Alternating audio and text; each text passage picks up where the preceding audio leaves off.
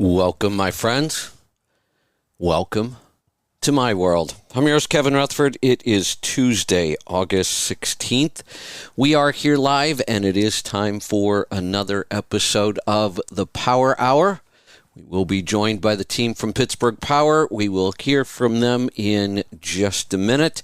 And then, of course, we'll get to your calls and questions. So line them up. We're going to open the phone lines right now. If you have a question, a comment, a topic, anything at all to do with maintenance, we will tackle it. So pick up the phone and join us. 855-950-3835. We've got a lot going on this week. Today will be the Power Hour right now. Later on, we'll do an episode of The Pit. I'm not sure yet who will be joining me, if anybody. It will either be myself and John and possibly Stanford, maybe both, one or the other. Who knows? We will see. But one way or the other, we will have an episode of The Pit today. A lot going on in politics. Holy cow, I could do The Pit just about every day. But that would probably make me a little crazy, too. I need a break from politics these days. Speaking of a break, we've kind of taken a little break, even though we're working. We came up north for the weekend for Michael's wedding, and now we're just kind of hanging out and wandering around up here by the San Juan Islands. One of my favorite places in the country. I'm not sure how they got that name. Every time I hear San Juan, I think tropical. But yet, here we are up north. We can look across the Straits of Juan de Fuca, if we were over there, and see Canada.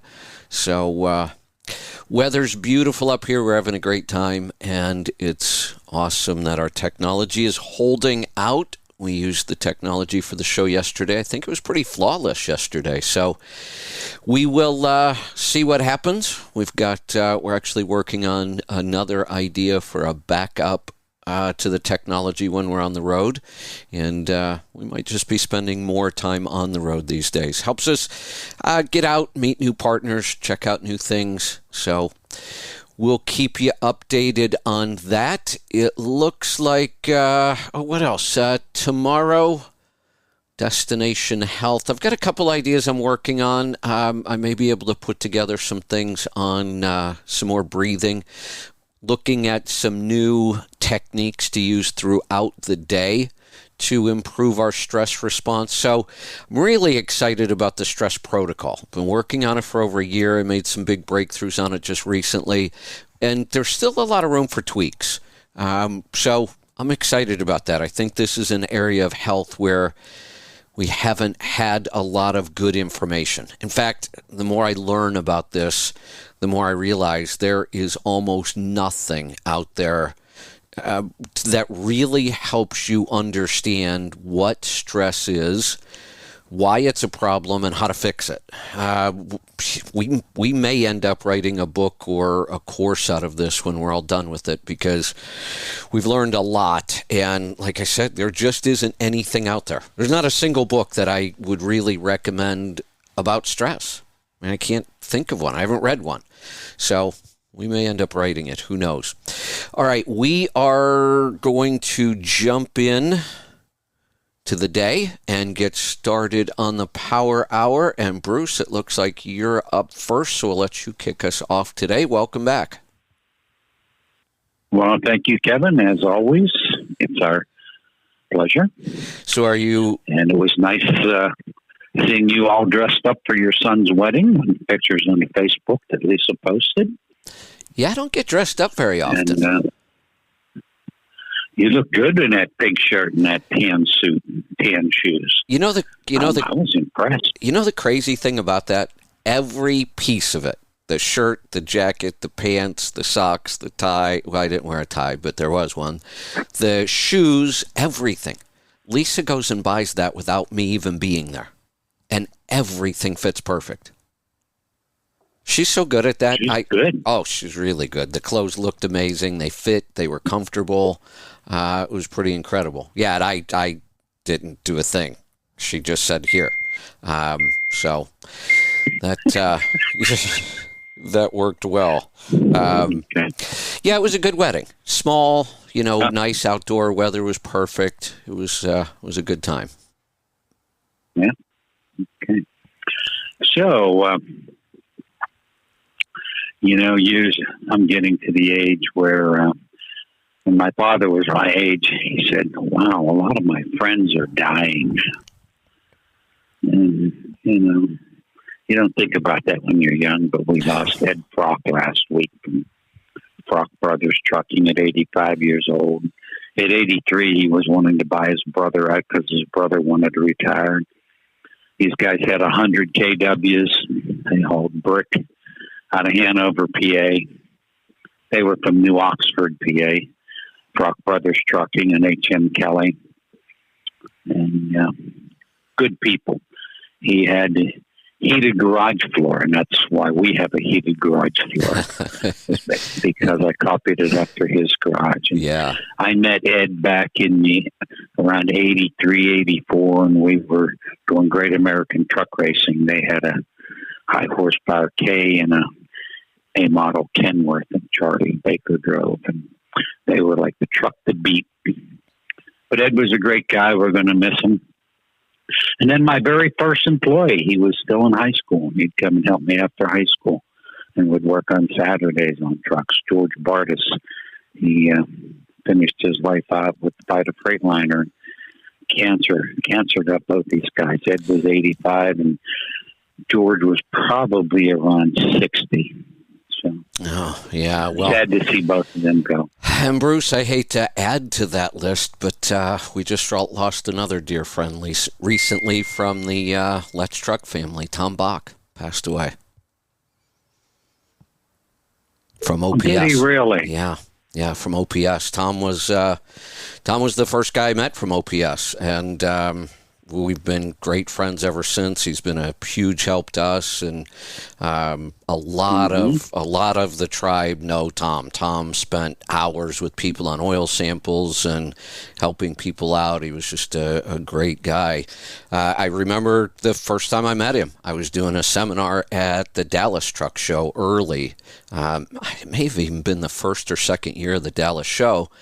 And I was doing a seminar on lowering maintenance costs. And I was talking about a whole bunch of things, wheel balancers and alignments. But the big focus was really on oil changes and why we changed our oil. And I went through the whole thing. And at the time, just like you, I was using the Harvard bypass system. First system I ever tried. I thought it was fantastic, worked great. And so during the seminar, I was talking about the Harvard system and showing how it works. And I saw this guy, he was all the way in the back by himself, and he was taking all kinds of notes. And at the end, he came up and he said, "You really know your stuff about oil and oil analysis and filtration." And he says, "Everything you said I agree with," he said, "but I can show you a better way." And he showed me the OPS, and it was really like very, very similar in design to the Harvard. They had just really been able to shrink it quite a bit. The Harvard was a pretty big filter, and they were able to shrink it quite a bit and still get the same, good filtration. And now look, you guys own OPS now. So what a great story. We own it because of Tom Bach. Yeah, I know. Yeah. Tom Bach was the one that said to the people behind OPS that we need to talk to Pittsburgh Power to save this product. Yeah, Tom was such a big part of that company. He was so frustrated the whole time. I worked with him, and I'd get that phone call, it seemed like about every other year. Kevin, somebody just bought OPS again. We've got new people to deal with. And Tom had such great ideas for that company. And every time they'd bring in a new CEO, it'd be like they were starting all over again. Then they'd go bring in new investors, and they would want to do things a certain way. And Tom and I, over the years, would talk about it, that company it was a great company, great product. But they just had management problems forever. It could have been so much better, and now it is. Now that you guys have got it, that's the best thing that could have happened. Well, thank you. And I want to talk about working on your truck at home and working on anything. Yesterday there was my neighbor's boat had a leaky faucet. And it's a 1989 Hatteras, So the parts are 30 years old. So we go underneath, he and I, he's a contractor, and we turn the valves to be able to remove the faucet because the faucet was leaking. It was a spray faucet. And the valves wouldn't shut off. They would turn, but the water kept coming. So we shut the water pump off and drained the water system. And they're plastic valves, took them apart. Didn't see anything wrong with them. You know, you take the Phillips screw, take the screw out of the center, pull the head off, and took the Phillips screwdriver and pushed the valve assembly right out of the holder. Well, there's a little O-ring on there, about 3/16 of an inch in diameter. And he has an O-ring kit. So we put a new O-ring on it, and we sprayed PAM on it to have some lubricity to push the valve back together. And it worked. Did it? So we didn't have to go buy a new valve. Huh. And so we take the faucet apart and we look, and it's the spray part that was leaking, and it was going back down through and draining under the sink. Another O-ring. This was about half-inch in diameter. So we put another O-ring on it. We couldn't get this thing together, and we tried and tried. So we went one size smaller. We got it together. And he said to me, I don't think this is going to work. It worked. Oh, man.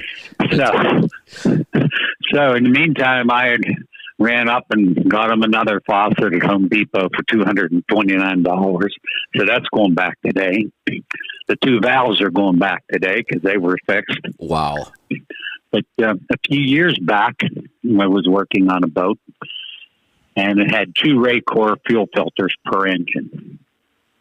And there's a diverter valve in between. So if you're out in the ocean, you clog a fuel filter, you just turn the valve 180 degrees and you're on the other Raycor fuel water separator.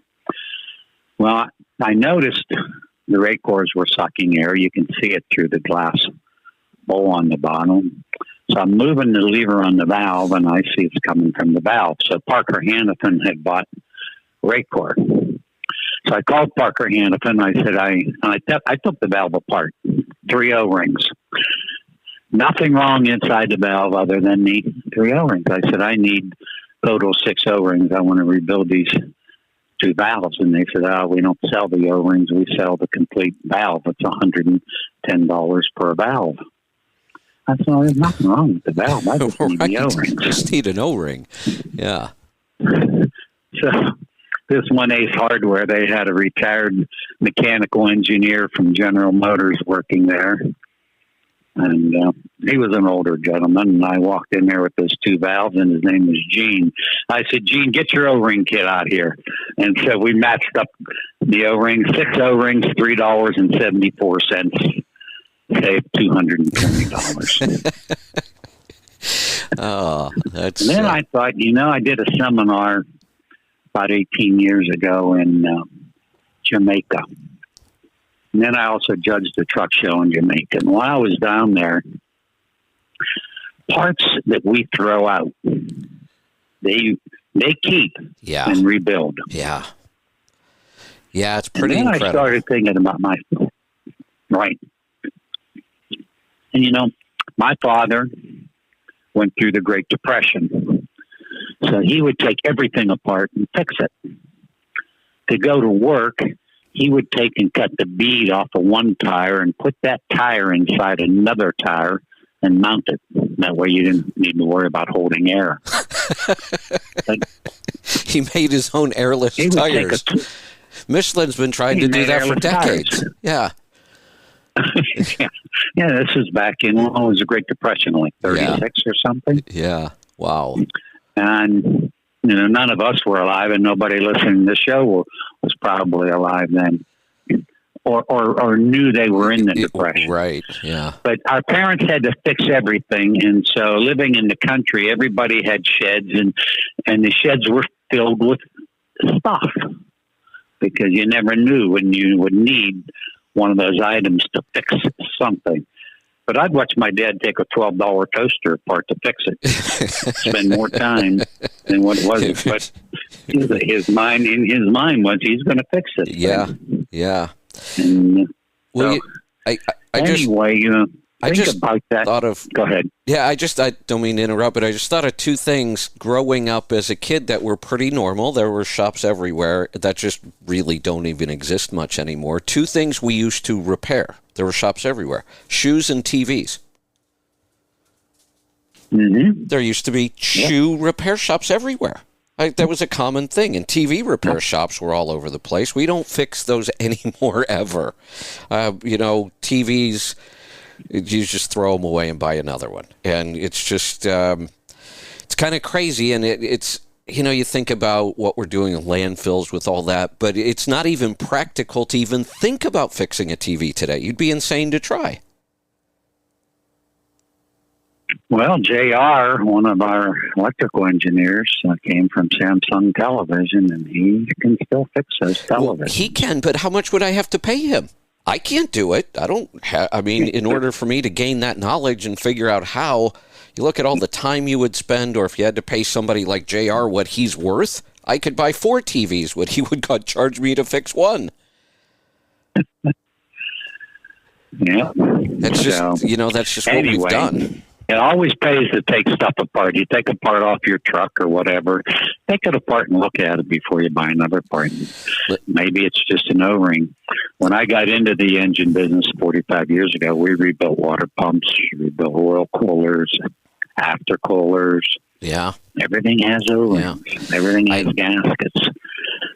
Hey, you remember was it the 300 Mac with the fan tip turbine or something? It had 2 charge air coolers on it, and one blew air through a little charge air cooler, and then it went through the big charge air cooler.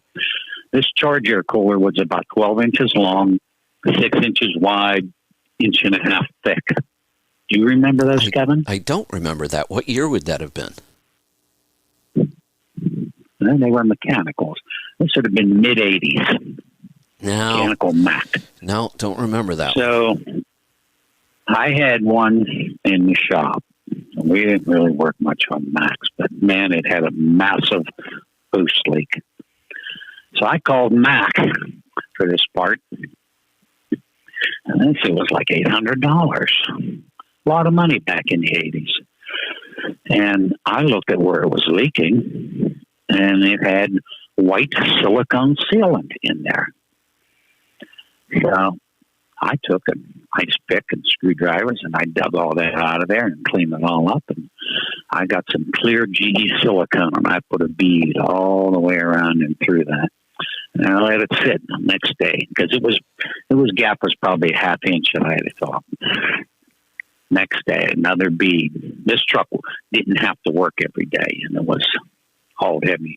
I think it just hauled equipment and stuff. But after about 4 days, I had this gap all filled up when I let that silicone cure. It fixed it. That held? $3.85 tube of silicone. I fixed that little after cooler. That's crazy. Anyway. Yeah. Huh. All right. Good stuff. Sometimes it's amazing what you can do with junk parts. We've taken... back in the early 90s when truck pulling's still big, people would go to the junkyard and buy a old Pete or an old Kenworth with a big cab in it. And I said, well, let's just keep this as junkyard. We would go through our injectors and find 6 injectors. They were wore out, but we could replace them, put a few parts in them, and patch up the fuel pump and put some parts together and make a turbo and end up with about 800 horsepower on junk parts. So, Bruce, I've got a question for you. We've all had that. Anybody who's worked on any kind of a vehicle, a motorcycle, a car, anything whatsoever, knows when you reach that frustration level with the engineers, you're trying to fix something and you think, why the hell did they do this? Couple examples that came to mind for me. I don't remember what car. I owned a car. I can't remember. It was my first. I had a Pontiac Le Mans. But when you pulled the oil plug out to drain the oil, right below it was like the tie rod end or something was right there, and the stream would come out and hit it and splash everywhere. It was just crazy. I'm like, couldn't they have moved that plug a little bit?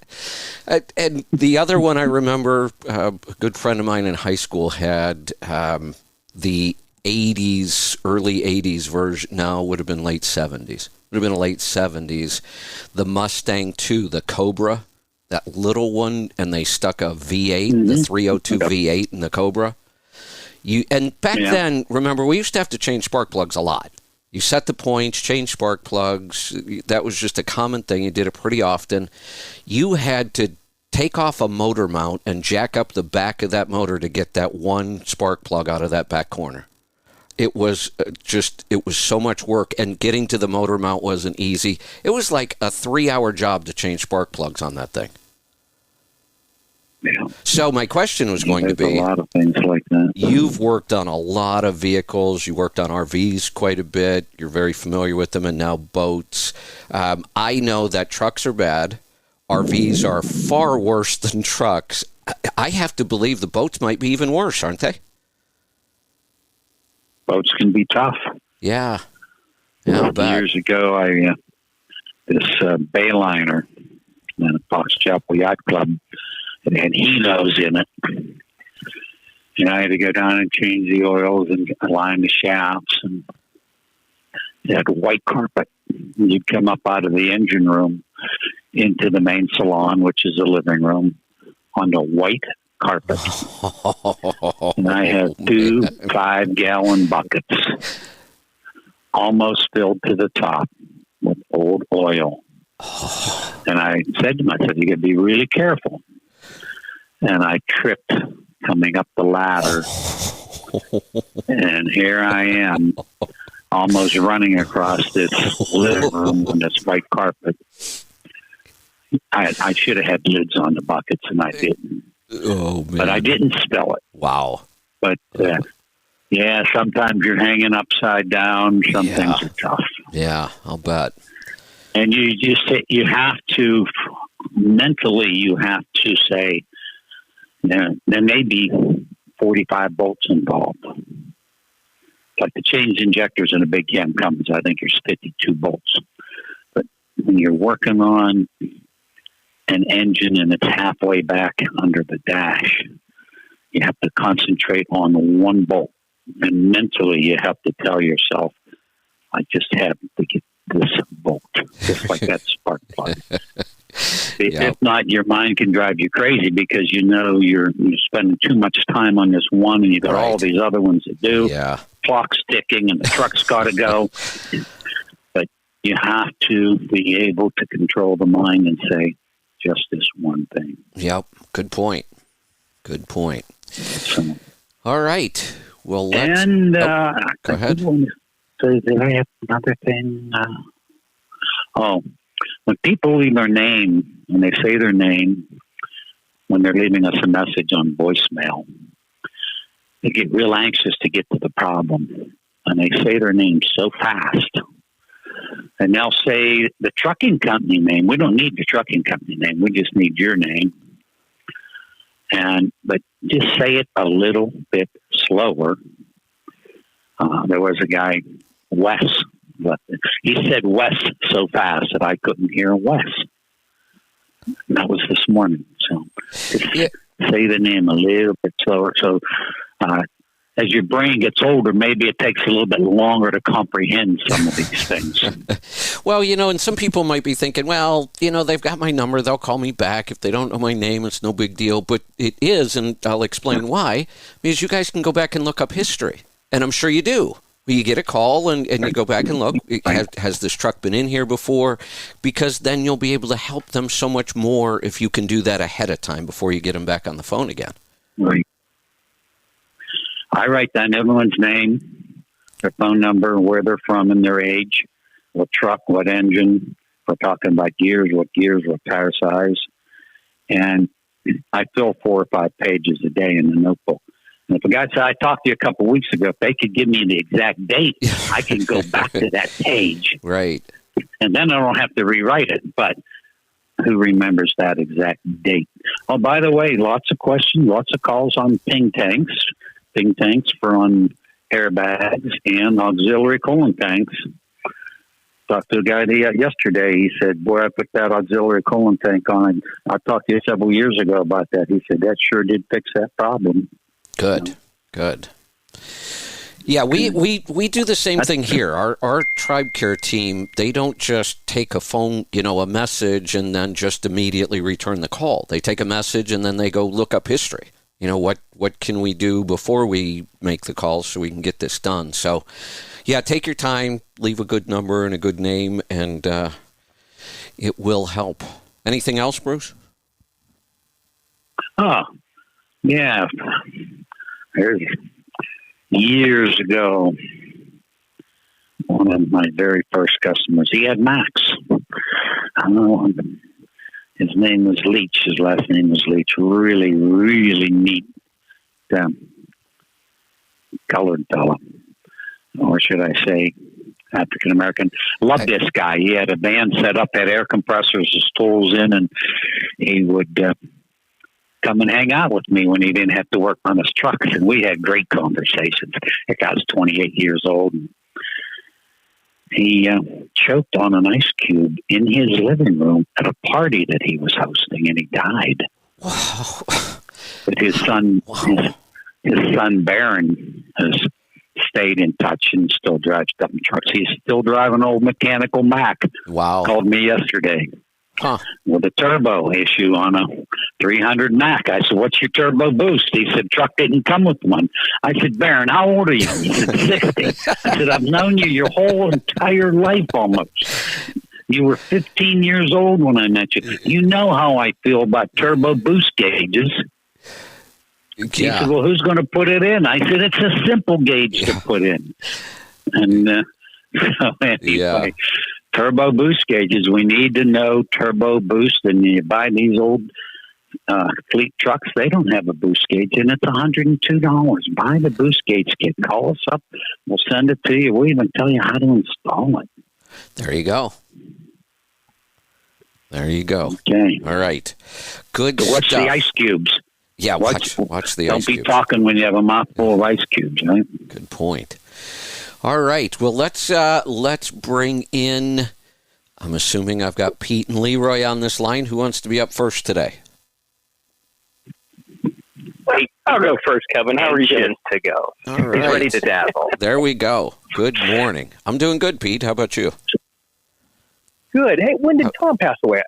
I literally spoke to him a week and a half or 2 weeks ago, it seemed like. Yeah, Lisa just told me last night. She saw it and mentioned it last night, and I don't have any other details, what happened, when it was exactly. And I wasn't going to mention it this morning till I got more details, but then that was like the first topic today. So, just kind of crazy. Him and Artie were a good group of guys to work with. Oh, man, yeah. I mean, I think of... They were so much fun. You know, every event, whether it was a truck show, and Lisa and I traveled with those guys a couple times to truck shows. I remember once we all went to the Vegas truck show together, and there were always stories to tell about those two. They are hilarious. They were always the stories. I remember a CMC where those two caused so much trouble. I think they got everybody drunk and everybody was hungover the next day at the event. I remember when at the truck show talking about where we're going to go to eat, and they were like a husband and wife fighting over it. That's right. It was hilarious. And they were like serious. No, we had Mexican last night. Do this. And come on, Tom. I know. Back and forth. They were the guys. They were a great team. Yeah. Yeah, they really were. You know, I can say this, without Tom, OPS would have never survived as a company. They wouldn't have made it. Tom was the only person that kept that company going all those years. Yeah, we would, I'd call him once in a while with some oil questions. He's like, hey, anytime you just give me a call. I'll be happy to help out. I've taken courses on oil analysis over the years, but I learned more from Tom Bach about oil and oil analysis than any other source. He was just an encyclopedia for that kind of stuff. Yeah, he sure was. He sure was. It's a shame. Yeah. Yeah. That's like Bruce said, we're kind of all getting to that age where that's where you start talking about those kind of things. I remember my parents, and even, I'm the youngest of 7. So I remember, my older siblings starting to talk about that. You get to that age where that just starts happening a lot. Yeah, for sure. For sure. I got cousins in their 70s now. Yeah. Yeah. Yeah. It's, time flies, it seems like. Yeah, for sure. I got cousins in their teens. Let's talk about your dating. Come on. Oh, we don't talk about those anymore. Yeah. So I was going to talk about the supply chain. Customer called up looking for a 6NZ rebuild kit, and they're 60 days out. Detroit injectors, it's a DDEX5 and here it needs injectors. They're 30 to 45 days out. One box is up to 2 months. Priced out an ISX engine for a customer, complete engine. And there's like one left. And that's it. So if you're having issues with supplies, and it changes, it's the one boxes have been pretty steady being on back order. That's nothing new. Right. But the the injectors, so sometimes it's Detroit, sometimes they have them, sometimes they don't. The cat rebuild kit, same thing. If you hit it right, they have them. If not, it's a ways out. We're still dealing with that. I'm starting to believe that there's no end in sight to this supply chain issue. Originally we thought, okay, it was the lockdowns, it was the pandemic, it was people staying on unemployment too long. And, for the most part, all that stuff's over. Nobody's getting paid a ton of money to stay home anymore. There really shouldn't be many lockdowns. I know China was still locking down not that long ago, and that does impact a lot of stuff. But the more you look at this problem and the more I study it, the more I don't see any solution or end in sight to this. I don't see anything that's going to make this better. It looks like it's just going to keep getting worse. It sure seems that way. And I'm not, I drive past a car dealership and there's 4 new cars on the lot. That's not getting any better.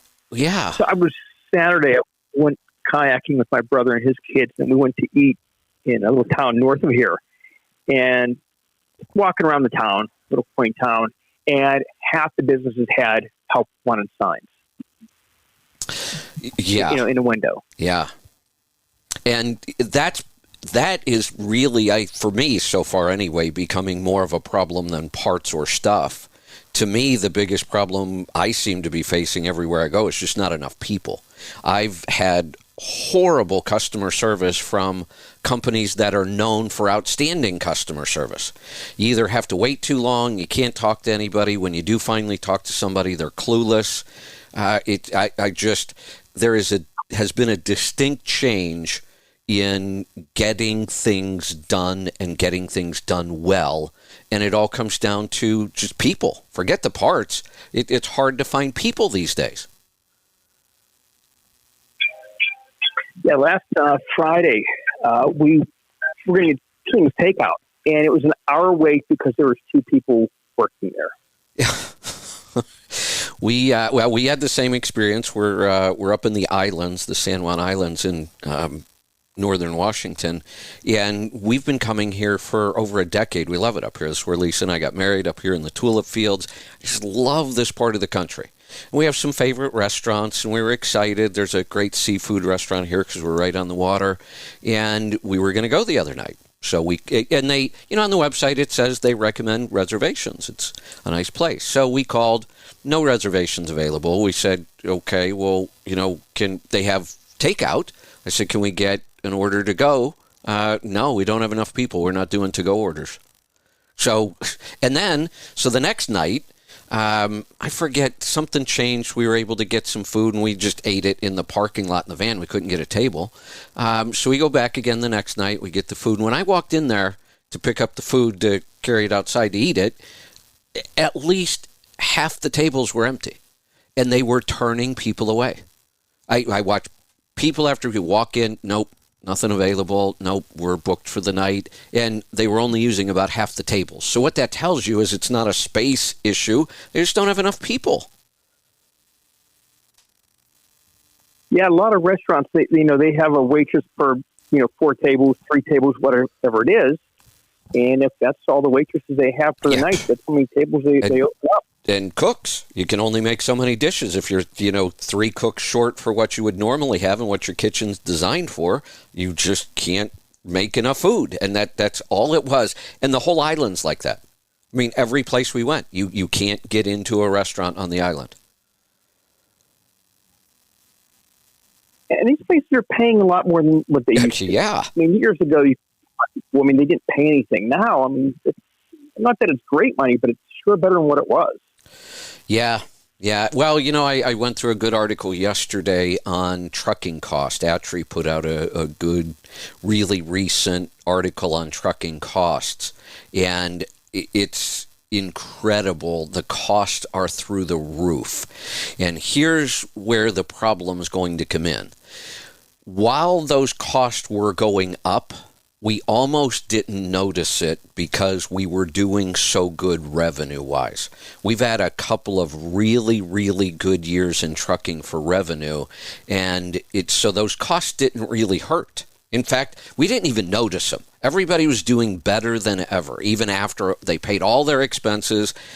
Owner-operators are making more money than ever. The problem now is that those costs are not coming down. They're still going up, but revenue is coming down dramatically. And we are seeing, it's not being talked about much, but we are already seeing horrendous trucking failures happening. Owner-operators going out of business, small fleets getting either bought or just going out of business, medium-sized fleets even.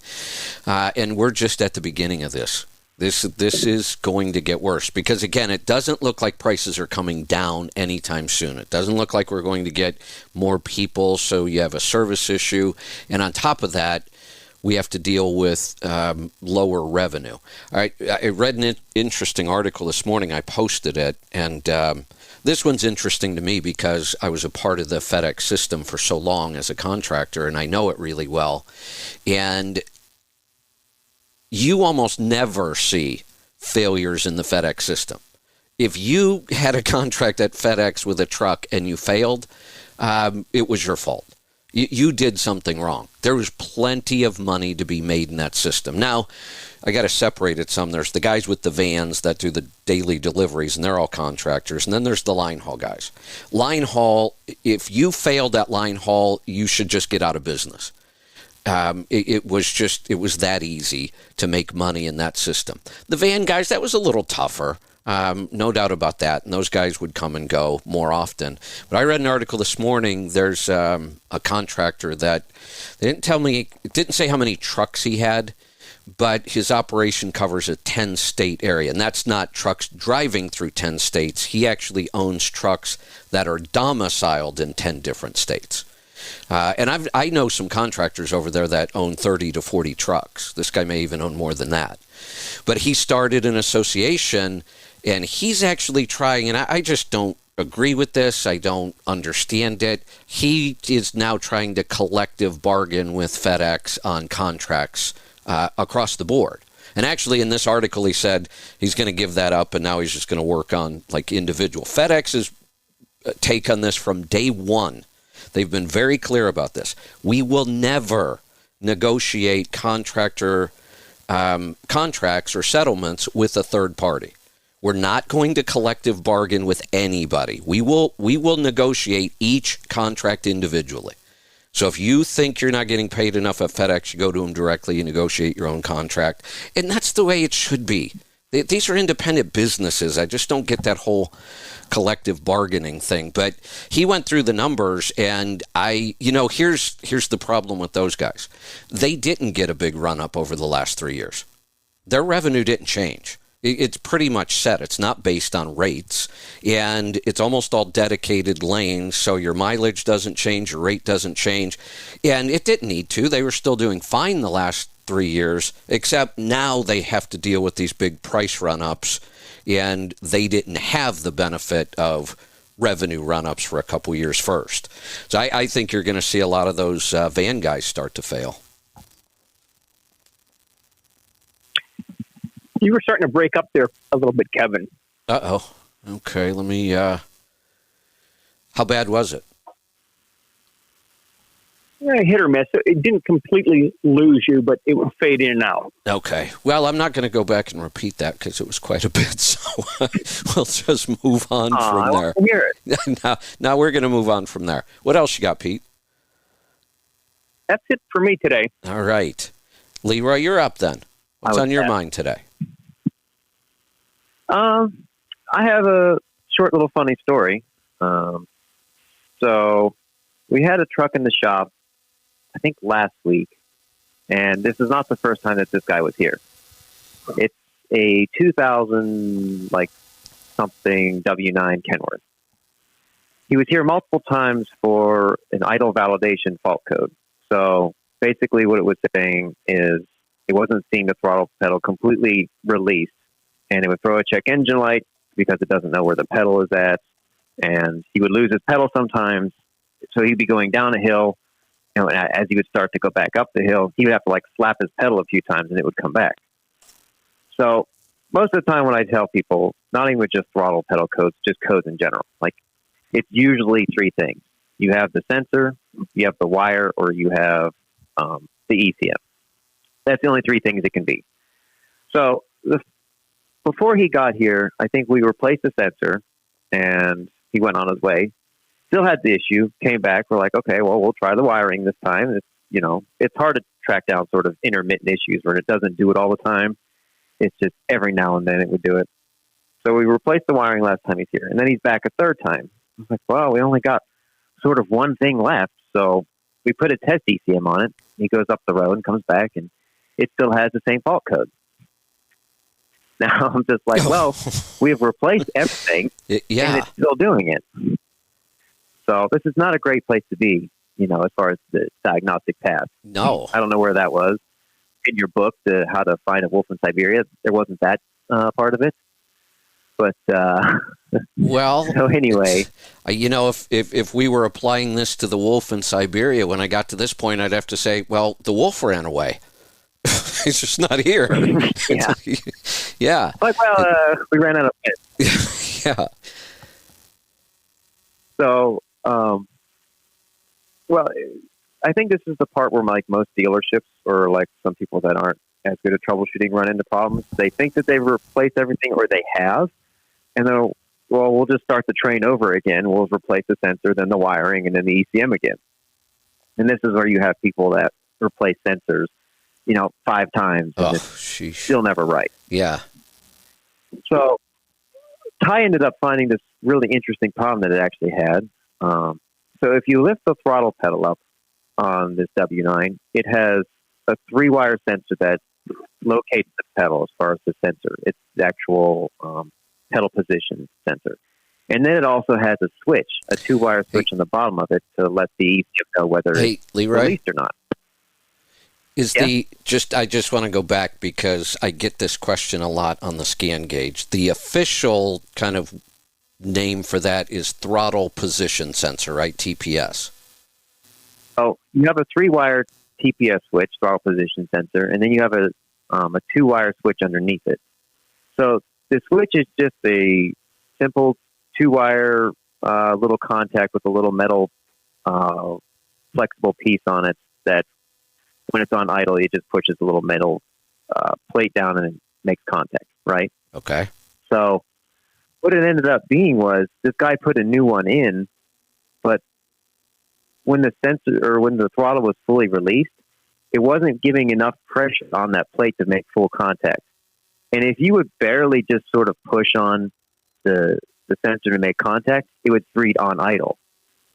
And that's why it was so intermittent, because that metal plate, however it was manufactured, just did not have the right sort of angle to it to hit the throttle pedal right. Yeah. So all we ended up doing was just bending that little plate just the smallest little bit and put it on. Works every time now. Wow. Man, So this that whole would be a time, tough the guy one to has replaced find. everything. The guy has replaced everything, the sensor, the wiring, and he even tried to test ECM. And the whole time, it was just the plate on the switch wasn't just bent enough. Wow. The Dacon. That would be a tough one to find.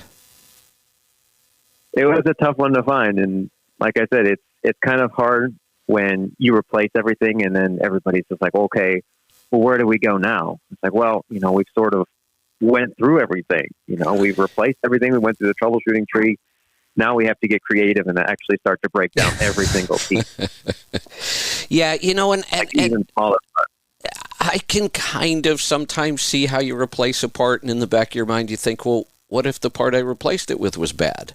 And it can happen. It happens once in a while, but once you've kind of eliminated that, you move on. I mean, the part's not going to be bad 5 times. Like you said, people just keep doing the same thing over and over and over and expecting a different result, and we know what that is. But occasionally you do have to be careful of, sometimes you put a new part in and it's bad too. Yeah, I think big picture, like I said, there's three boxes that all work together. But inside of each one of those boxes, there are other pieces to it. So you have to continue to break down the big picture into smaller and smaller pieces. Now we get to, okay, well, how does this sensor actually work? Yeah. And that's how we ended up finding it, was like, okay, well, how does this sensor work? And then we found the plate was not bent right. There you go. Yeah, it was a tough one to find, but tough to find, simple fix. Yep. Yeah. That's it. Yeah. Actually, well, didn't cost the guy anything. Well, there you go. That's our time. That's certainly good news. All right, what else you got? Right. I don't. One of our dealers, Patrick Anderson, he called in, I think, a week or two ago about the Volvo that we put a test tune on. I don't know if you remember that. Yeah. Where I said I was going to get told a tattoo across my forehead if it got 8.5. Yeah, that's right. Well, he scared me over the weekend because he messaged me Saturday. He sent me a picture of his dash and was like, it says 9 on the dash. Uh-oh. Like, I don't believe you. I was like, I don't believe you. I was like, is that just the dash or pen and paper?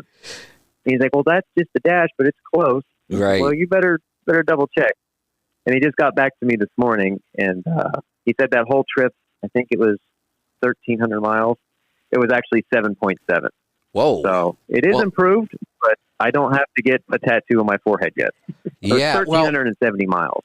Why did both ways? So why did he, when he made the comment, my dash is usually pretty close? That's nowhere near close. Wonder what happened there. Well, maybe it was just maybe part of the trip that it averaged just that part of the trip, and he did really well on that part of the trip, or, it fell out of the sky, it grew wings and flew for a while and then came back down. Yeah, I don't know, but I was a little scared of the tattoo. This is a question I've never asked, and you probably know this. So we know that the truck itself isn't actually measuring the amount of fuel that flows through, and then you'd have to separate out the return. I mean, it would be really complicated. You'd have to have... I actually looked into this. You'd have to have 2 really expensive parts that measure flow accurately, one on the fuel going in and one on the fuel going out, and then you'd have to calculate the return fuel, and we don't do that. The ECM takes all the parameters that are happening and makes its best guess at what the fuel economy is, and they have gotten much better over the years. There was a time where I said, just ignore that. It's not even close. Recently, though, we see a lot of the newer trucks where that gauge is pretty darn accurate most of the time. Right. I'm wondering, when you go in and tune, does that mess with the ECM's ability to be able to guess at that number better? Well, it can, in certain. It depends on how you do it. Is really that's what I'm wondering. Because if you go through in some people like on cats, this is a big thing on cats, where they change the injector trim number to something bigger. Yeah. So if the injector trim number says it's supposed to flow 200 cc's of fuel, this is the number you put in it. If you put a different number in it, then you can make the ECM think that it needs to turn the injector on longer to flow 200 cc's. Got it. So in reality, now instead of flowing 200, it flows 250 or 275. I'm just making up numbers. No, that makes sense. The point is, you get mess with how the ECM models its fuel flow rate. And you can also, that's one way, and that really throws off the dash and mileage and everything like that. But the way I did this one was I just asked for more torque, and I made some changes as far as like fuel pressure, timing, boost, stuff like that. So that really shouldn't mess with any of the fuel modeling characteristics. Okay. But I wanted to double check it anyway. But yeah, Got it. I was a little scared. Yeah. Well, so far, is that 7.7. He was at 7.25, so a little bit of an increase, which is good to see. Yeah, I think I have a new project. I think I'm going to get with Joel and Steve Crone and a couple other people from the 9 mile per gallon group, and I think I'm going to form a little committee, and we're going to do everything we can to help get this guy to 9. So you have to get the tattoo. Yeah, that would involve selling this truck and buying 2022 Volvo high torque super or whatever. All right. Well, we'll see. 190. We'll see. We might be up for the challenge. I make fun of them, but they're great trucks, and like I'm really intrigued by them. I wish I could see more because whatever they're doing is really working.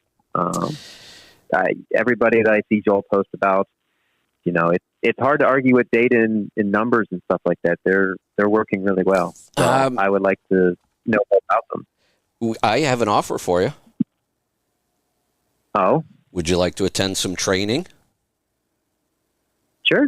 I'm always down for that. Yeah, I thought so. I'll set something up. Joel has done a great job. He has great contacts over there, and he set up a training. I went through an 8-hour training, all online.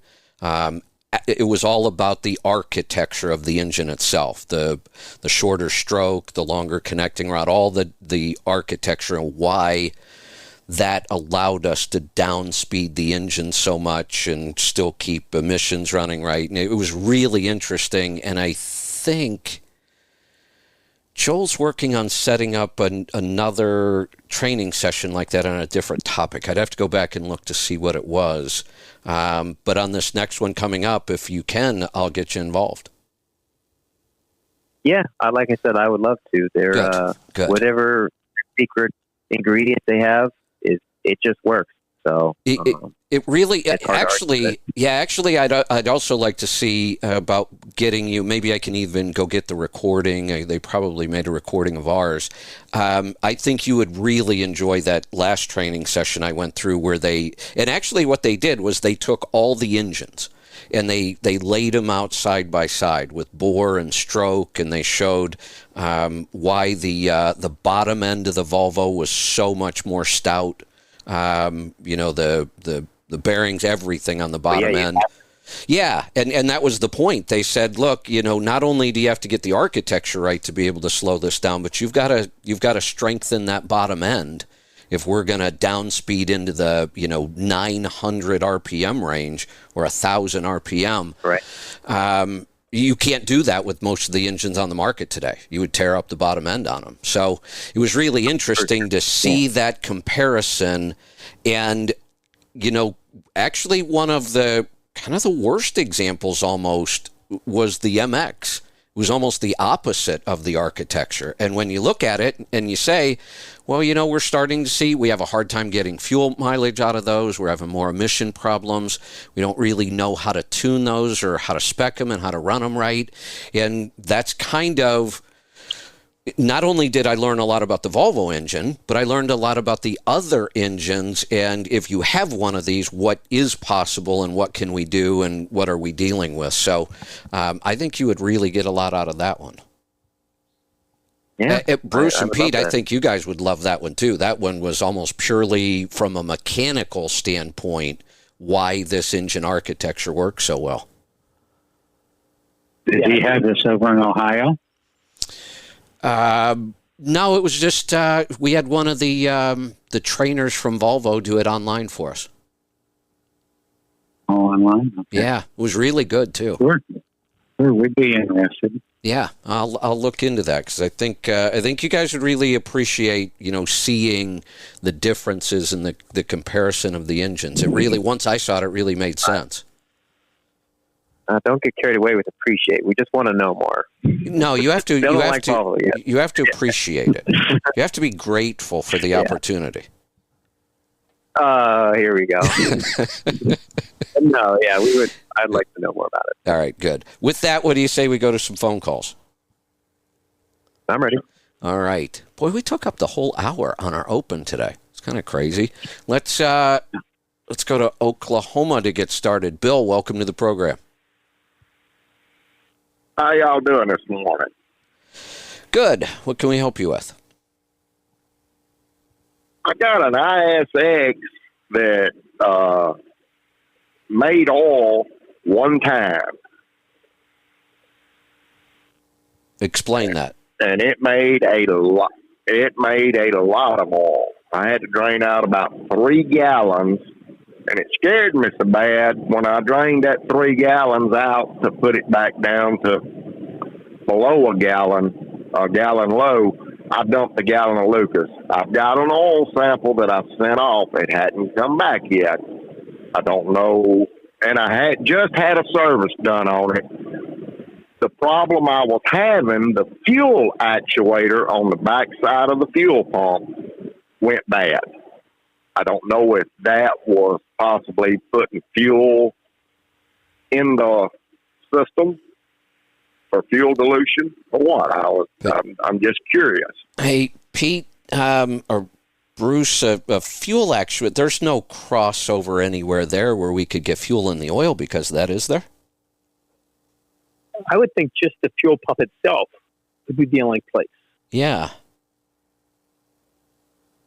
And So once I got back to my shop, and I dropped that oil out after I pulled a sample. Good. And refilled, done an oil change because I was scared of it. Hadn't done it no more. Now that's interesting. I don't know if I've ever remember a case where we were getting that much of a contaminant in the crankcase because that's a lot of liquid coming from somewhere. I've never seen one just happen one time and then stop. That's kind of odd. So somebody correct me if I'm wrong here. The only 2 liquids that could add volume to the crankcase would be fuel and coolant. And if it were coolant, we would know it because you would have to lose that much coolant in your cooling system in order to add it to your oil system. So it doesn't seem to me like it's coolant. You didn't have any coolant-related issues at the same time, right? No. I think it has to be fuel. Is there anything else this could be? Anybody? No, the only 2 items that could get in there is, fuel or coolant. Yeah, we couldn't. I've never had that correct itself. We couldn't possibly make enough water through condensation or something like that. That's just out of the question. So with this volume, it would have to be fuel or coolant. We would know if it was coolant. So to me, it has to be fuel, but where did it come from and why did it stop? Did you replace that fuel actuator you were talking about? Yes, I did. Huh. Like I say, it's the little fuel actuator that sits back there on the back of that the fuel pump. Got the 2 bolts in it. The little electric actuator. Uh-huh.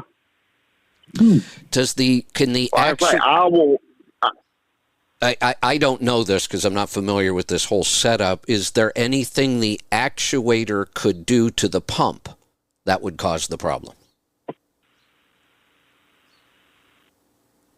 I would think the only thing that could do that would be, the seals in the pump going bad. That's what it seems like, yeah. I don't know. This is, and I have a feeling even when the oil sample comes back, it seems like a very highly likelihood that it's going to be fuel. So when the sample comes back and it tells us fuel, we're still not going to know why until we can figure this out. And like I say, I had the oil changed on the road, and my thinking is it's either fuel dilution or they did not drain all the oil out whenever they done the service. Oh, wait a minute. That's a piece of, maybe if you explained that earlier, I missed it. I didn't realize that the 3 gallons too much happened right after an oil change. Is that what you're saying? Yes. Oh. That and the fuel actuator acting up all at the same time, Got it. So now the oil sample is important. If that oil sample comes back and there's no contamination in it, then yeah, they just overfilled the oil. And like I say, whenever I drained the oil out, I added a gallon of Lucas just that's a good idea. because I just in-framed this engine. I just in-framed the engine, and the engine ain't even got 60,000 miles on it yet. And just because it was in the shop for an in-frame, and I've seen this happen before, it's not possible that somebody put the wrong dipstick back in this engine, is it? No. Okay. Because I've seen that happen. No. They probably filled it with one of those guns that has you dial in how many gallons of oil you want. And then it's calculated, and they just put too much oil on. That's what it sounds like. Okay. So that Okay. Well, when I get the sample back, that will definitely tell us. If we don't have fuel dilution, then that tells me that they just overfilled it. Yep, exactly. Right. Okay. Okay. Well, I appreciate it, guys. You're welcome. Thanks for the call. Let's go to Pennsylvania. John, welcome to the program. Thanks for taking my call. I was calling. I'm interested in a 93 International cab over. It's got a 60 series 11 liter with 1 million miles on it. The guy tells me that he put all new tires, new brakes, new drums, new shocks. I'm assuming it's a injector harness under the valve cover. He replaced that windshield. But the only problem is the truck's in Idaho, and I live in Pennsylvania. Hey, Would you trust that truck to drive it back? Hey, John. No. I'm pretty sure that truck has wheels. Who cares where it is? If it was in Hawaii or Alaska, I might have an issue, but if it's in the continental 48, who cares? If it's the right truck, it's the right truck. I tell people all the time, don't shop for a truck locally. You're just limiting yourself. Shop the whole country when you're looking for a truck. So the big question really comes down to how many total miles on this truck. Since it's a 93, we want to verify it hasn't turned over once.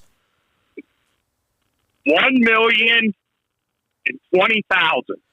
Have 1,020,000. Have you verified that through? I just forgot the Rig Dig. No, yeah, I would.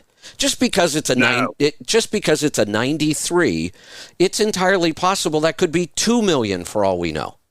So I would just verify it. Right. Just make that check. I know it was in the moving industry. It's an old United Van Lines truck. Okay, and that would they don't run very many miles. They don't. The movers average 50 to 60,000 miles a year, about half of what a van does. So, yeah, that it's possible. Then I would still verify it. Plus, you'll get all kinds of other history in the Rig Dig that'll help us for $40 or whatever they charge. It's worth it. How much do they want for this thing? $15,000. I'd buy it. I actually like this truck a lot. The 11 liter is one of my favorite engines. DOT inspected too. Yeah, that's fine. That's not a big deal to me. I mean, we can take any truck and get it to pass a DOT inspection. They don't really look at all that much. What are you going to do with this truck? I'm thinking next spring. I just want to get it home. I want to get it road, where I know it ain't going to break down on me. Whether I have to rebuild the engine or not, I want to, figure that out because they did a service without doing an oil sample. Yeah, So well, they always that kind of bothered me a little bit. They always do, unless you can get to them ahead of time and ask. But I will tell you this: that 11 liter is a lot like an N14. That thing was just about bulletproof. They almost always made it to 1.3, 1.4 without touching them.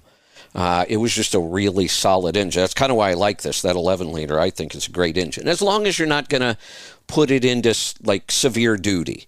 I mean, it is a smaller engine. No, I was thinking light. Yeah. Right. I was thinking light loads all the way. Oh, that engine is awesome for that. Hold on 1 second here, guys. Hold on 1 second. If you're interested in an older cab over, there's a 94 white Volvo cab over, 412,000 original miles. 430 60 series Detroit. One owner truck, 234-inch wheelbase. A friend of mine just bought it. He bought it just to buy it because the truck is absolutely gorgeous. And here's a truck you don't have to work on. How much? Well, the last time I seen a truck like that, they wanted a pretty penny for it. That's what I was going to say. I think it's around 35,000. But if you're going to spend 15 or 17 for a 1,000,000-mile truck, you're going to put way over that into it. Here, you can buy a $412,000 truck. I mean, 1994, one owner. So here's a good example. Where's that at? This came from Iowa, by the way. Well, here's Georgia now. Here's a good example of how both of these trucks, even though their prices are, miles apart, double plus some, both of them are good buys. Really just depends on your budget, what you want to do with it. I love the truck you just described, Bruce. If you've got the budget, you've got the money, that's an awesome truck. You can't go wrong. If you're just trying to get in something a lot less expensive, I'm still interested in this truck even at 1,000,000 miles, just because the price is just so good. You may not have to touch that engine. One of the things you can do before you even go down there, just have the dealer, whoever has it, have them do a manometer test, a crankcase pressure test. That'll give us a pretty good idea of what the cylinder kits are looking like. And, if we got another year or two left, we'd be able to tell that pretty easy. Without an oil sample, we can tell that with a crankcase pressure test. And this may be a really good buy in today's market. It's hard to find anything for $15,000. And this actually sounds like it might be pretty solid. Can I tell you where it's at or who has it? If you want, sure. You might have heard of them. It's Black Sheep Customs out of Blackfoot, Idaho. They're a custom. They do stretch frames. They do engine overhauls. They do all kinds of work. I'm not familiar with them, but where they got this truck, haven't you? Aren't you? Well, and that's the beauty of go do the rig dig. When you get off the phone with me, you'll know exactly where they got it from, who's owned it, how many times it's been inspected, if it's ever been wrecked, Every time that truck came in contact with DOT at a scale or the side of the road, that's recorded, and Rig Dig has it all. Okay. It's for Jeff. Yeah, I got the VIN number. Jay Paydirt is from Jay Paydirt that makes the videos with the old cat earth moving equipment from Blackfoot, Idaho. So you wouldn't be afraid to drive that truck 2,000 miles? I wouldn't be afraid to drive that truck 200,000 miles. Well, that's all I wanted. I just wanted your opinion. I trust you guys' opinion. So that's what makes me nervous because we're going back to pretty simple engines here. Go to Georgia and buy the one with 412,000 miles. Save yourself a lot of extra money. All right, I'll have to look it up. See now, how do I find it? See now, what are you going to do? Just call me after the show, and I give you the. Call me after the show, and I'll give you the guy that has it. I'll give you his phone number. I've known him for 40 years. So, all right. See, you called to get advice. Now you got two different answers. What are you going to do?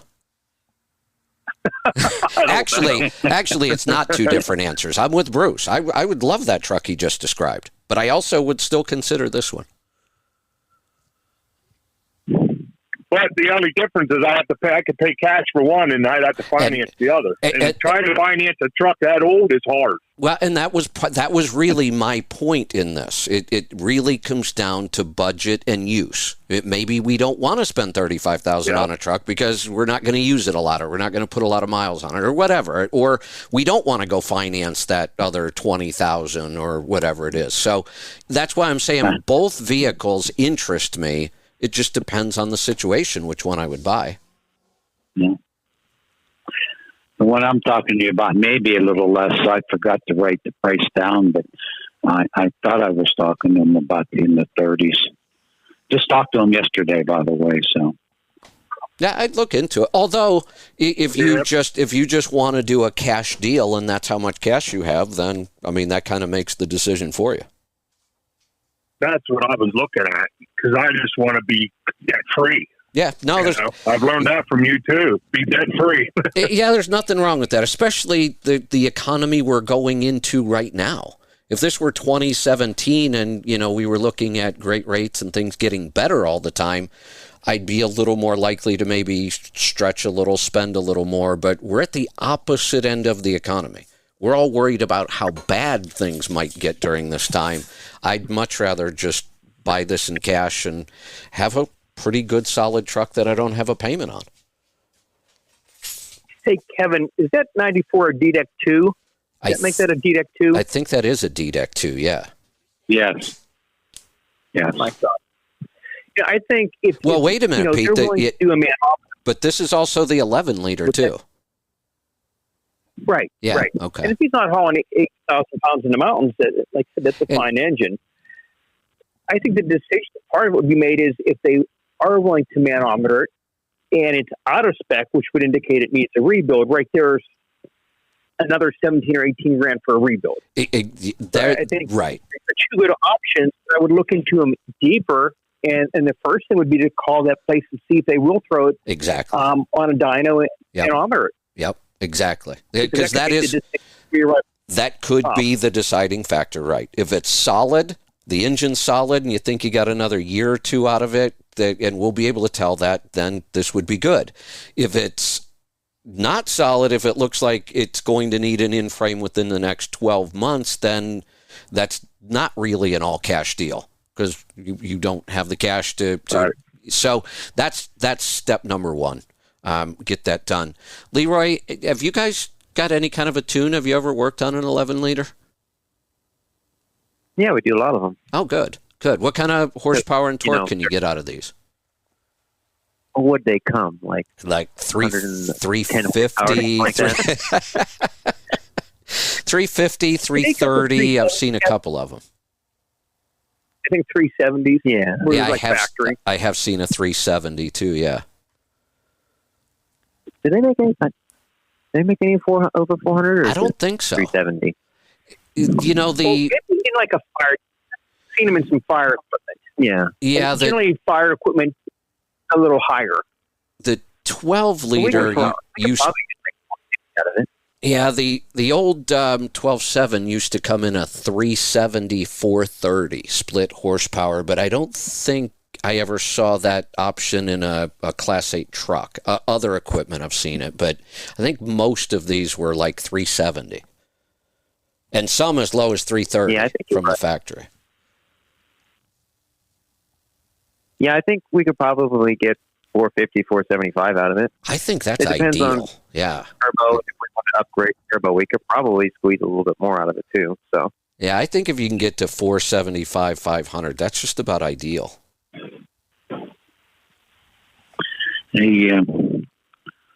I also have the two more of those C16 Caterpillars available with less than 200 hours on them out of the gen sets.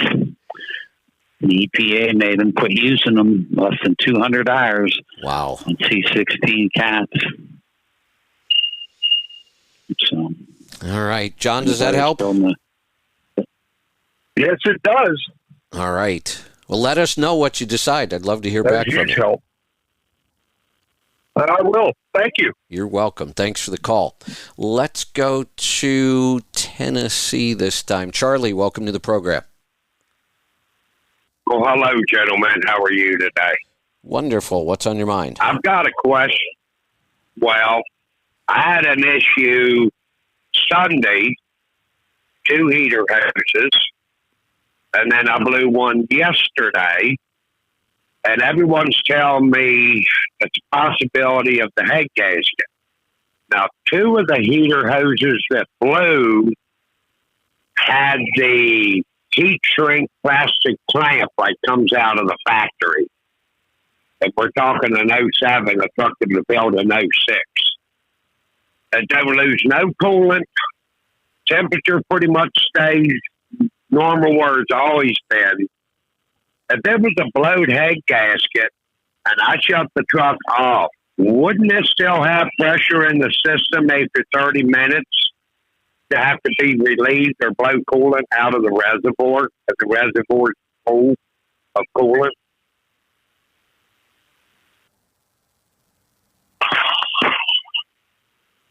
Are we there?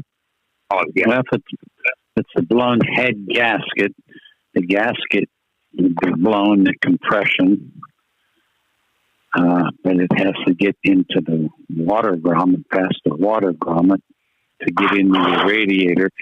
Are you blowing any coolant out the overflow of the radiator? No, and I've driven this truck. I've blown 3 head gaskets in the lifetime of me having this truck. And the last one I blew, I was advised by quite a few people not to drive from Freightliner in western Idaho back to New York with a load. Well, I drove it, and it never blew a coolant line.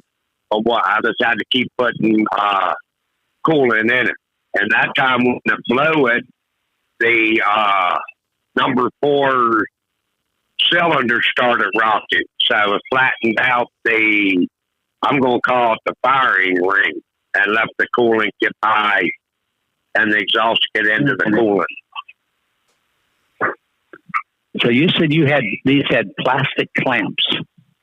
Yep, the plastic heat shrink clamps on 2 of them.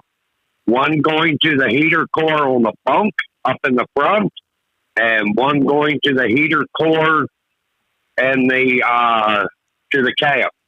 And we just took a knife, cut the clamp, the hose, and pulled it right off.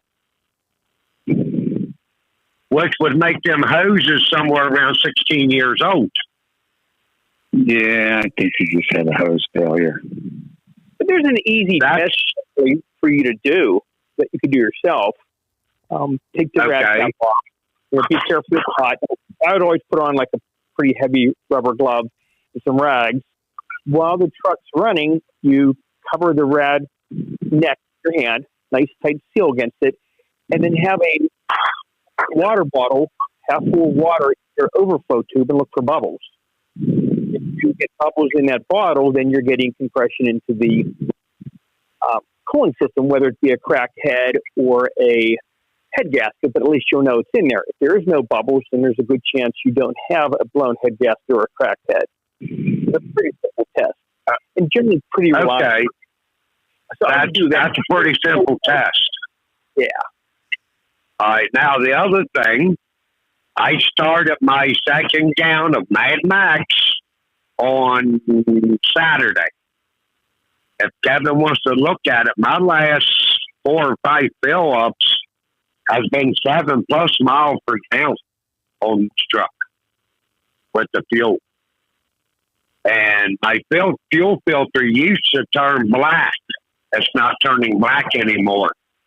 Do you think that there's something that Mad Max might have been an additive or something in the fuel caused it to turn black that the Mad Max took away or overrode? But my filter's not turning black anymore. Everybody told me it was algae, but it was never gritty and it was never slimy. It was just, it would turn black on the filter. That could be asphaltene. Yeah. Which will do the black. Well, wouldn't that be gritty? And would the Mad Max stop the asphalting? I think that's a question we have to get with Jane and get back to you on that one. I don't know. Okay, I mean, I'm just asking. Now I'm about ready to pull another oil sample. And Bruce, the day I sent you them pictures was February the 18th, and I sent them to Bruce Mallison. And I've got the port on the side of the block. That's where I'm going to pull my next oil sample from. And they'll get pulled here within probably tonight. They'll be about 900 miles early. But I'm going to pull it and see if my lead and everything comes back down. If it does, then I'm going to order in an OPS. Because that way the filter's below where I sample and not above where I sample. I'm going to pull from a different port or different place on the motor to see if possibility that this bypass I have on might not be as good as I think it is. That's a good test. Because like I say, it's a drop-in filter, and the filter's on top, so I'm just thinking maybe there was something in there that when I put the filter in before I pulled that last sample, might have been something in the bottom of that cartridge that I knocked loose and brought that lead way up. It's definitely possible. Yeah, and the oil analysis will let us know. Yeah, well, like I say, I'll probably pull it this evening. But my biggest concern was with the coolant lines flowing, but I know they're old. So that's probably just the age of them's what blew them out. But I had to ask the professionals to see what your opinion was, and I'll check that with have a bottle of water on overflow and see if I get bubbles. Because while the truck's running, nothing's bubbling inside of the reservoir that I can see with the cap on. Right, and it doesn't always do that. So the throttle test is generally the inaccurate way to go about it. Yeah, because I know when I blew the head gasket the last time, when I'd loosen up the cap, I could see the bubble, coolant and the bubbles coming through from. For some reason, there's two lines on the right side of my reservoir. One goes on top of the thermostat housing, and the other one goes up to the top left side of the radiator. And they was both of them two lines was flowing coolant when I'd loosened it up when I blew the head gasket the last time. And that's been 700,000 miles ago. So I'll check that. Thank you for the information. And you want to keep an eye on fuel economy. I had 2 weeks where I was in mid high sixes, but I was running the Northeast, New York, Pennsylvania, Virginia, Massachusetts. And then, like I say, the last 4 or 5, I was well up over 7, which I'm really liking the Mad Max. Mileage max mileage. No, I mean max mileage improver. The mileage improver. Yeah, the mileage improver. Excellent. Well, I think you got it listed as Mad Max because you haven't actually come up with the correct name when I ordered it. That's how we have it in the system. We had to call it something to be able to bill it out. So yeah, that name. So it's kind of a in-house name for the product until we come up with the name. Greatest thing ever with too long. Yeah. Well, we could call it Dr. James' famous invention if we want to. Because I tell you, I like the way it works with this truck. Now, this is just one truck, and I know there's more out there running it, and each truck acts different. Out of the 3 million that's on the road, that no 2 of them acts the same. I have had since the radio show last week. I've had several people call, and they're very happy with it. Some have gained fuel mileage. Everyone has gained response and quietness. Hey, Bruce, if we could, I know it might be a lot of work, but if we could go through the people that are testing it and find out who's tracking it on fuel gauges, I'd love to put a group together so I could monitor the whole group. Okay. If we could find a list or, start a list or whatever, I'd like to track them all, whoever's using fuel gauges. Okay. All right, good. Let's go to Ohio. John, welcome to the program. Hey, Kevin. Thanks for taking my call.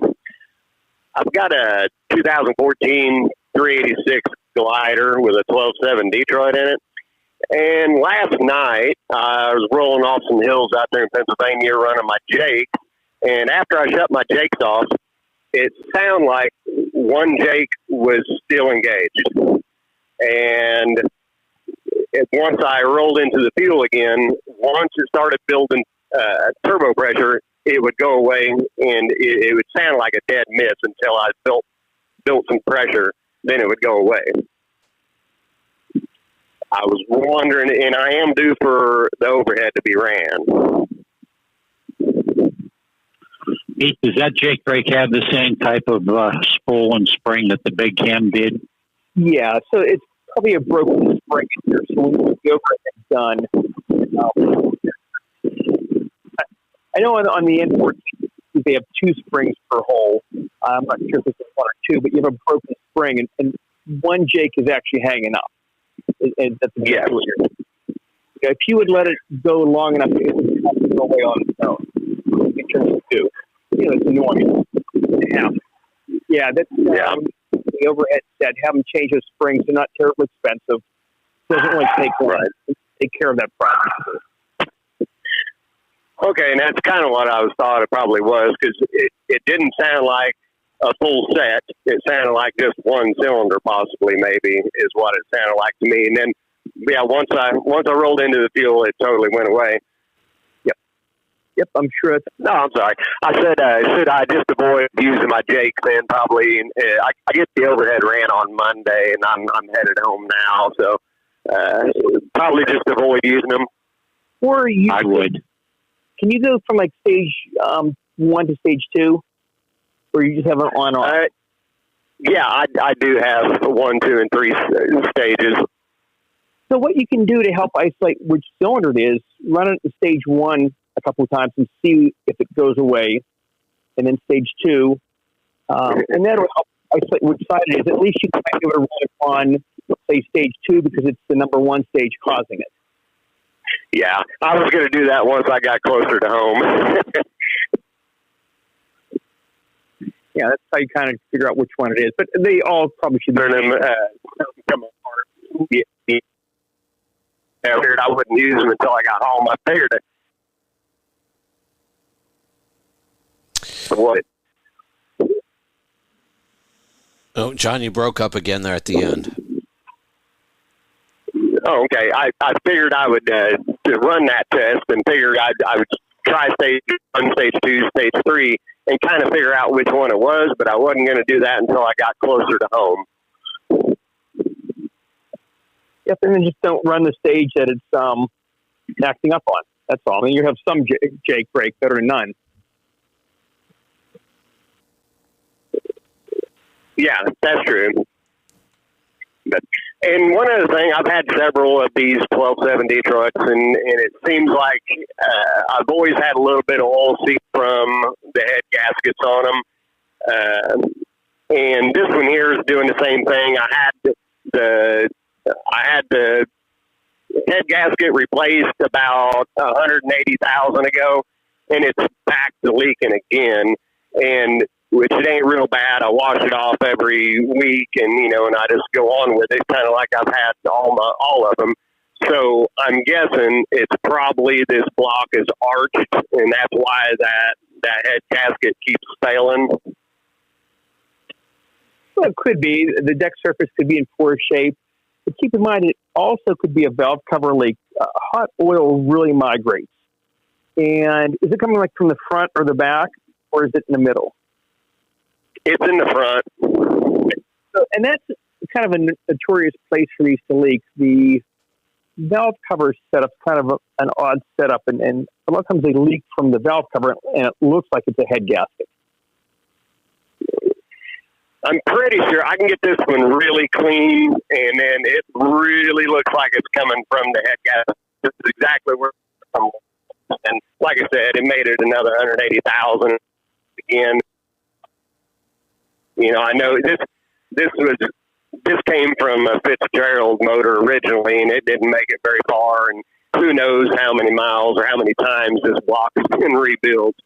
Correct. And I mean, if it's one of those things where is it worth even looking into? Simply wash the engine off occasionally. Right. Well, that's what I figured. I've had several of them leak from this same spot, and I figured it ain't hurting nothing. Just keep on washing it off, right? That's what I would do. Because you take the head off and liner protrusion's bad or a deck's bad, then you're committed to an engine at that point. A rebuild's not going to fix it. Well, I can wash that motor off several times. it don't cost me nothing. There you go. That's what I'd do. Yep. All right. Well, I sure appreciate the advice on that Jake brake. That's what I kind of figured it was, but I just wanted somebody else to give me a little bit of insight on it. There you go. All right. Thanks for the call. We are going to wrap this up. We've blown through all the calls. Anybody have anything they want to close with? Yeah, Kevin. So I Googled the 11-liter, and they're rated at 330 to 365 horse, 1150 to 1350 torque. Okay. From the factory. Now that you say the 365, that does sound familiar. I remember a lot of them at 330. Yeah. Okay. So it definitely got room to improve the horsepower and torque in response to the program. Yeah, I think even in a pretty standard van operation, especially if you can choose your own freight, I'd be happy with one of those, especially if you guys could get it up into that 450 to 500 range. Leroy, what could we end up with torque-wise? Could we get to 16? What did you say originally? 1350. So 1550 for sure. Yeah. 1500. I mean, we can get it to do whatever, but get it to do it usable safely, so it doesn't grenade itself. Yeah.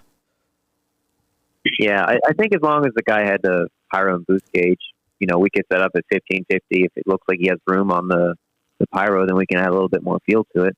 Kind of a situation like that. Yeah, no, I had talked at one time about, building kind of a radical project truck again, and it was going to be a true single axle, and then I was going to match it to a spread axle trailer, and I was going to make the truck as light as we could make it, so I would have went with the 11-liter and really lightened everything up, and my goal was to be able to scale as much payload on 4 axles that we now do on 5. And on paper, I had it all figured out. But then building the project started to get pretty expensive and time-consuming. But that was one of the reasons I was looking at doing something with an 11-liter. I was just going to try to save weight everywhere I could and get to the point where you could scale, 40 to 45,000 easily on just 4 axles. The 11-liter is pretty light at 2,500 pounds. Yeah. Yeah, you could build If you wanted something radical, bring your motorhome back. Do what? I said, if you wanted something radical, just bring that motorhome back. It's already pretty radical. What are you going to do to it now? I've got the only, race RV. Yeah, when I'm in the RV park and, the guys with the signature 600 in their coach are bragging, I just say, nah, you guys got nothing. It'll be a radical vehicle when we're done. There you go. I just might take you up on that. We'll see. All right, we are. we're going to wrap this up, and we will see you back here next week, thanks to the team from Pittsburgh Power. Haven't heard from John or Stanford yet this morning, so I have a feeling I'm doing the pit myself today, which is fine. Maybe a little shorter. It'll depend on calls. I have maybe... I've got about 15 to 30 minutes maybe I want to talk about today if I'm on my own. And then if you've got calls, you can always call in. We'll go as long as we want, or might be short today. We'll see. And we'll see you back here tomorrow for Destination Health as well. Thanks to the team from Pittsburgh Power. Be safe, be profitable, be fit and healthy. Always do the hard work and master the journey.